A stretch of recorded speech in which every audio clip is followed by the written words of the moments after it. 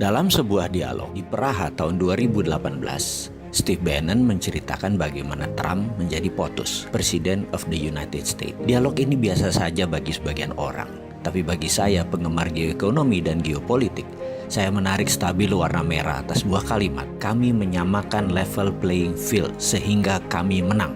Kalimat inilah yang menjadi dasar analisa saya, sehingga jadi memahami apa yang dimaksud dengan tim Trump untuk kebijakan luar negeri yang akan menguntungkan Amerika. Saya jadi mengenal isi kepalanya Pompeo, mengenal isi kepalanya Bolton atau Shanahan dalam strategi perang dengan Cina.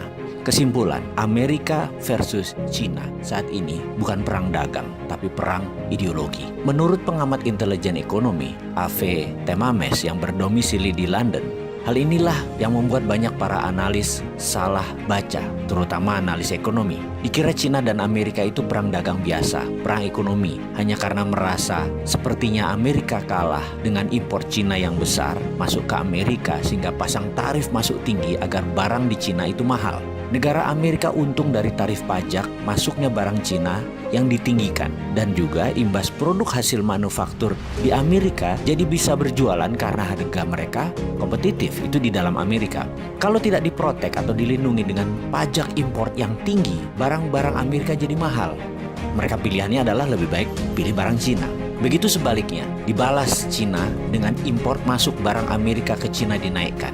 Ternyata bukan itu. Ini perang bahkan lebih dalam lagi, yaitu perang ideologi. Kalau sudah perang ideologi, by all means atau berapapun harganya, pasti ditebus. Cina dan Amerika kan habis-habisan perang.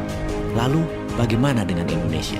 Ada baiknya Indonesia membangun platform sendiri tentang teknologi. Karena begitu kedua negara ini berperang lebih dalam, Indonesia jangan-jangan tidak berkutik. Karena keduanya, negara Cina dan Amerika, Indonesia bergantung pada teknologi kedua negara tersebut.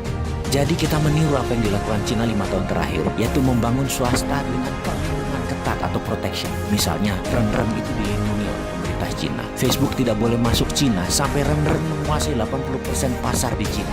Didi Chuxing, online transportation. Setelah menguasai 80% pasar Cina, Uber baru boleh masuk. Alibaba menguasai 80% pasar Cina, baru Amazon boleh masuk. Baidu menguasai lebih dari 80% pasar Cina, baru Google boleh masuk sebagai search engine. Youku menguasai 80% pasar Cina atau lebih.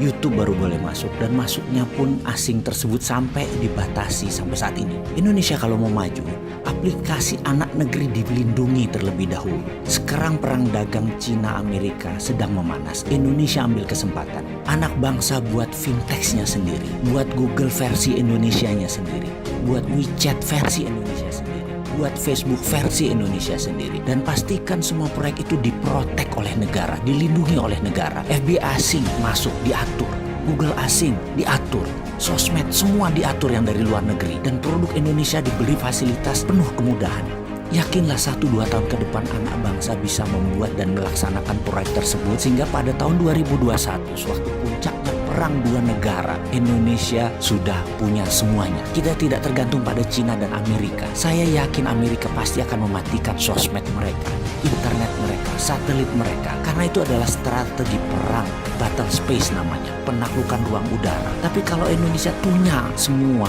barang-barang itu, Indonesia tetap bisa dagang, tetap bisa berbisnis, karena sudah punya platform sendiri.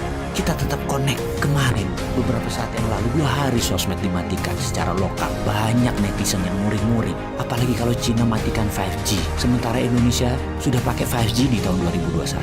Atau Amerika mematikan 4G-nya. Bayangkan, kalau mereka matikan itu semua, mosok Indonesia jadi bingung. Karena kita terlalu tergantung network asing. Amit-amit jangan sampai itu terjadi. Ada solusinya, yaitu dengan membangun platform digital teknologi yang diprotek oleh negara.